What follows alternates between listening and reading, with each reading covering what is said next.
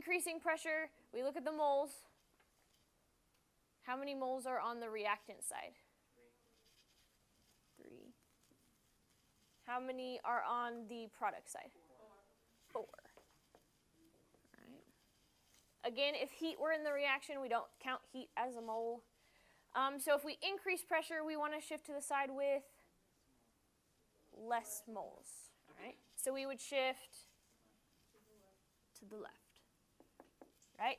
Because we want to start alleviating some of that pressure. All right? That would be a good reason why. We want to alleviate the pressure that's been put on it by producing less. All right? So what will happen to the concentrations of these two? We're shifting towards them, so they increase. And then what about C and D? Decrease, because we're shifting away from them. All right? If we had heat over here, we just treat it like a product, so it would also decrease. Nothing special about it. You just treat it like a product if it's on that side, like a reactant if it's with the reactants. Any other Le Chatelier questions? No? If pressure were to decrease, we would shift to the side with more moles, right? We want to start restoring the pressure that was lost. All right.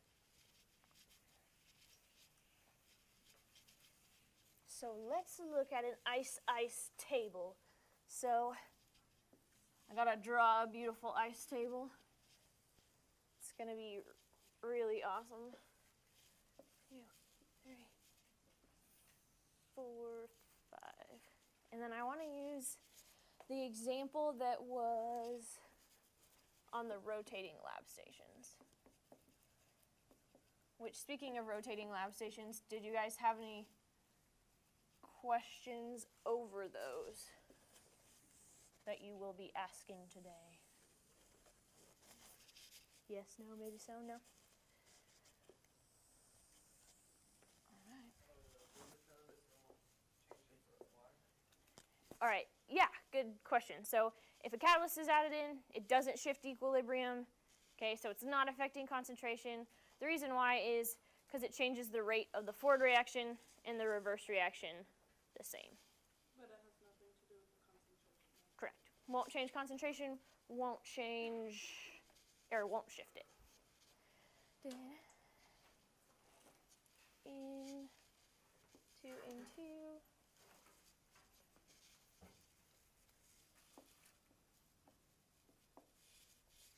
And then 6 H2O. I guess I made one too many.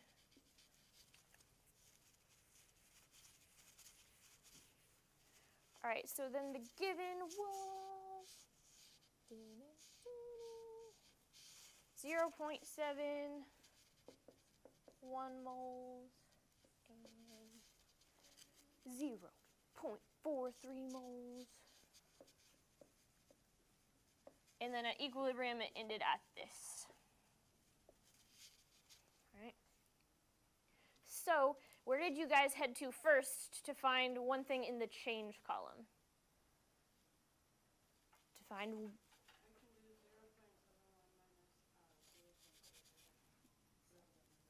the 0.30. So yeah, how did we get from 0.71 to 0.30? We subtracted how much? 0.41 moles. All right, we know in the change column with the reactants, we're going to be subtracting, and then we're going to be doing what in the products? Adding. They're going to be gaining some moles. And then we know we always start out with how many products? 0. We're assuming that it has not reacted yet. All right, so now this C column is where we use our coefficients, right? The ratio between the two. So if I were you, I wouldn't compare the 4 and the 3 first. It's kind of like a fraction. I would compare the 4 to the 2, because 2 is half of 4. So for the 0.41, what do you have to do to it in order to get this number right here? Divide by 2. So when we divide 0.41 by 2, you get 0.205 moles. Then where would you guys go to next? 2 to 6. So to get from 2 to 6, you multiply by 3. So you'd multiply this by 3. 0.6. Thanks. I'm really good at decimal multiplication in my head. Yeah. And then finally, to get the 3, what would you want to compare? 6 to 3. Okay, so 6, how do you get to 3? Divide by 2. Yeah. So we divide this number by 2 to get 0.307521.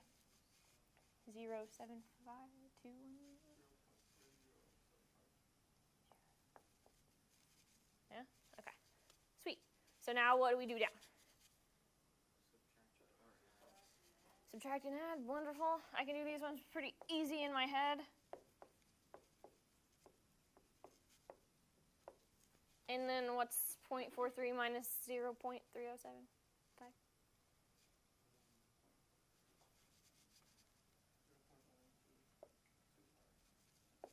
225. Sweet. Sweet. Questions on that? No. Well then, on the test you'll have an ice chart, and then it'll ask you to write an equilibrium expression and then solve for KEQ.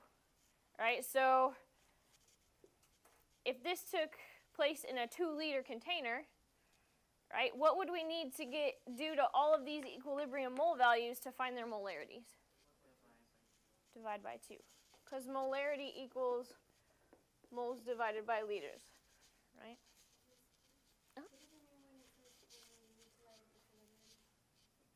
Expression. So, well, let's do an example one. KEQ. The expression is our ratio of products over reactants. So the expression would be our products. So into. And then what do we do with the coefficient? It's an exponent. So yes, square it. Multiplied by the other product, which is H2O. And again, with its coefficient, we take it to the exponent, 6. And then O2 then would be on bottom, cubed, and NH3 to the 4th. So that is an equilibrium expression. Then it's going to ask you to solve for KEQ. So that's when you take your molarity values, so each of these moles divided by the liters, and you plug it into this. All right? Oh, you don't plug in the equilibrium one, right? You plug it in so you divide the 2. You have to divide the 2 first. Yeah, you have to divide all of these by the 2 liters first, and then you would get molarity, because you can only plug in molarity to these brackets. And then you would solve it. Any questions regarding that? No? Make sure you remember, coefficients are becoming your subscripts. All right. Anything else regarding ice tables that we could use this as an example for? No? Okay. All right, then there's one example I do want to go over, just because it was another one of the most asked questions on the rotating lab stations. So I'm going to make up another beautiful reaction. Oh, last thing. In equilibrium expressions, what's the only 2 states that you put in there? Aqueous and gas. So that means we do not include solids and liquids. Yes. So if I ask you what stress would we have to enact on this to increase our production of C? So we want to get a lot of C out of this reaction. And what are 3 stresses that we could enact to do so?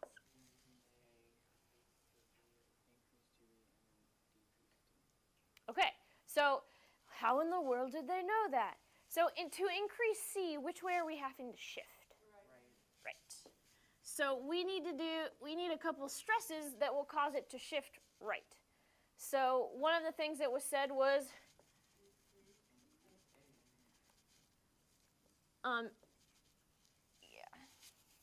increase the concentration of A.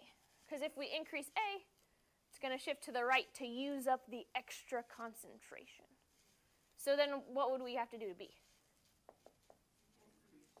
Increase B. And then Christine or Cristobal, one of you said something about D?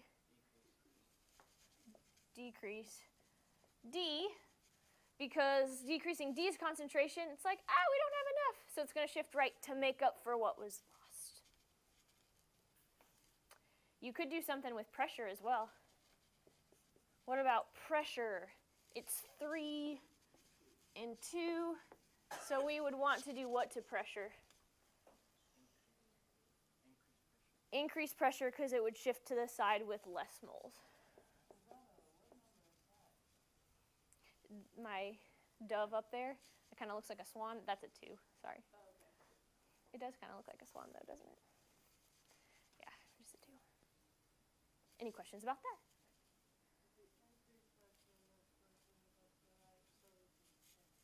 Yeah. Okay.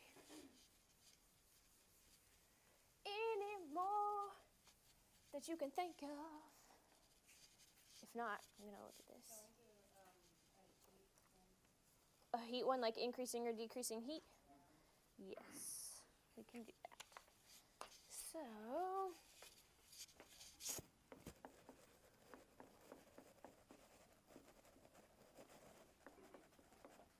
this reaction doesn't actually produce heat, but we're going to rock and roll with it. All right, so if I say I'm going to pump up the heat, which way will it shift? Left. It wants to use up the excess heat. On some of the question, it'll be like, all right, why is it shifting left? If it was increasing heat, we would just say we want to shift left because we want to use up this extra heat. So then H2 and I2, what's happening to their concentrations? Increase because we're shifting towards them. And then what's happening to HI?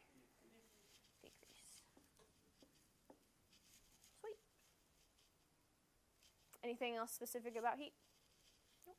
If it's decreased, then we shift towards it. Yep. And heat can be on either side. Again, it's on this side, so we're just treating it like a product. If it was over here, we just treat it like one of the reactants.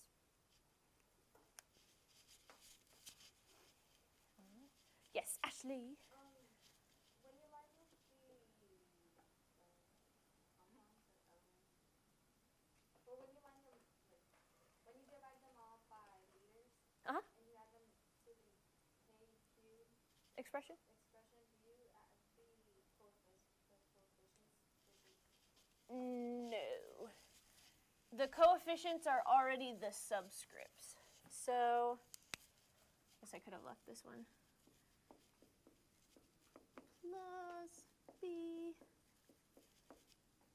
C. So, in the KEQ expression, we would already have the coefficients as exponents. C, B, A2. So then all we would have to do is take the moles. So say we had 0.1 moles of D and divide it by the 2 liters, you say, we would get an answer, and we would just have to go and plug it in. Because the coefficient is already taken care of as being the exponent. So then just once you plug everything in, then you can do like D to the 4th, B to the A to the 2nd. C is a solid. Thank you, Cristobal, for pointing that out. That was just a trick. I was to see if you guys are paying attention. So would we include C? No. Yeah, good thinking. And if one was a liquid, we wouldn't use it either. And remember, if you see something like Cu plus 2, don't let the charge freak you out. It's just an ion. The plus 2 would just be included in the brackets, right? It's just part of its formula. Like you would write O2, you would keep the 2 with it. It's just part of who it is, just its formula. Any more questions about this, and did that answer your question, Ashley?